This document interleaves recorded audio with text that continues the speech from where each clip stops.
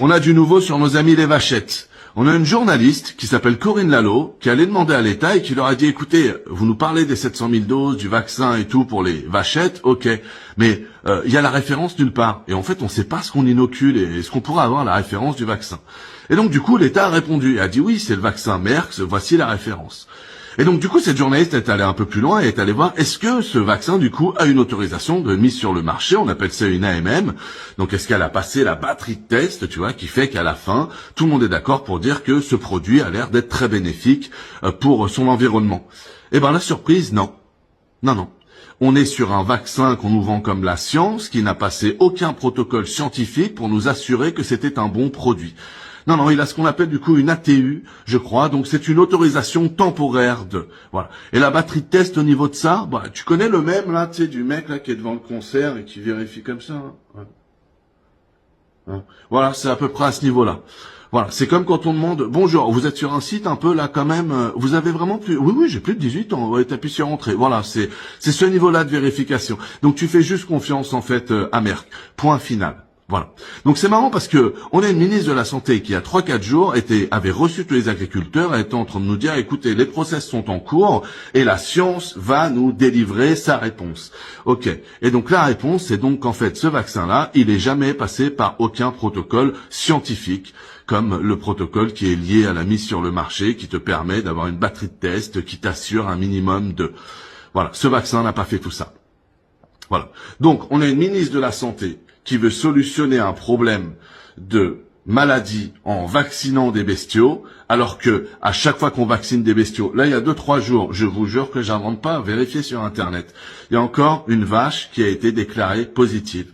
Bah, je vous le donne en mille, la vache, elle est en Occitanie, elle fait partie des vaches qui ont reçu là les 400 000 doses, 500 000 doses là, qu'ils ont déjà mis. Voilà.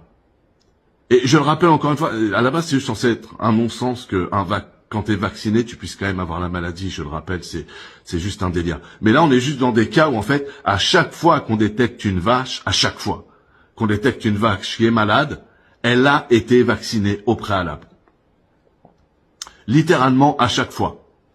Voilà. Donc, si on résume toutes les choses, on a une ministre de la Santé qui nous parle de la science, alors qu'au final, les outils scientifiques qu'elle a pour vérifier que ce produit est bon, c'est l'autorisation de mise sur le marché. Et elle n'a pas utilisé ce truc-là, vu qu'elle a préféré passer par l'ATU, ce qui fait qu'au final, la science, elle l'a pris comme un ballon de foot, et elle l'a giclé comme ça, à l'autre bout, là, dans le terrain du voisin, elle en a strictement rien à foutre. Et après, elle vient de voir, elle te dit que c'est la science qui parle et qui est machin. Donc, vraie question, déjà, la ministre de la Santé, quand elle croit parler à la science, elle parle à qui?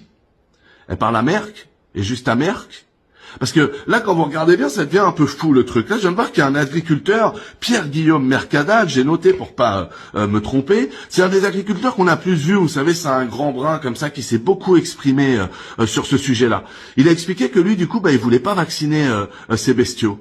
Et du coup, ça le met un peu en porte-à-faux. Et là, il a dû quitter. Il travaillait du coup dans, je crois que c'est une coopérative rurale d'Occitanie. Je dois me tromper dans les mots, mais dans l'idée. Et donc, du coup, il a dû démissionner de ça, de par cette prise de position là. Et c'est intéressant parce qu'on se rend bien compte que il y a un point qui va s'éveiller là-dessus, mais un point qui va être quand même compliqué d'une certaine manière pour les agriculteurs. Parce que les agriculteurs à la base sont là pour protéger leurs bestiaux, de ce que j'ai bien compris, et dire, c'est pas parce qu'il y en a un qui est pas bon que tu vas m'en tuer 139 à côté. Enfin, je veux dire, il y a un moment, faut raisonner, quoi. Et là, ils se retrouvent face à une autre problématique en quelque sorte, qui est que, oui, mais il y a cette vaccination aussi qui est imposée, et du coup, quel choix tu prends derrière cette vaccination?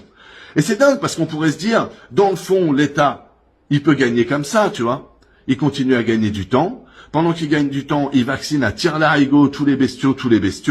Et puis à la fin, j'ai envie de vous dire, lui, il a gagné parce que tous les bestiaux sont vaccinés. Et donc, du coup, il a rempli entre guillemets son contrat. Sauf que quand tu regardes bien, quand on va dans cette direction-là, il n'y a qu'une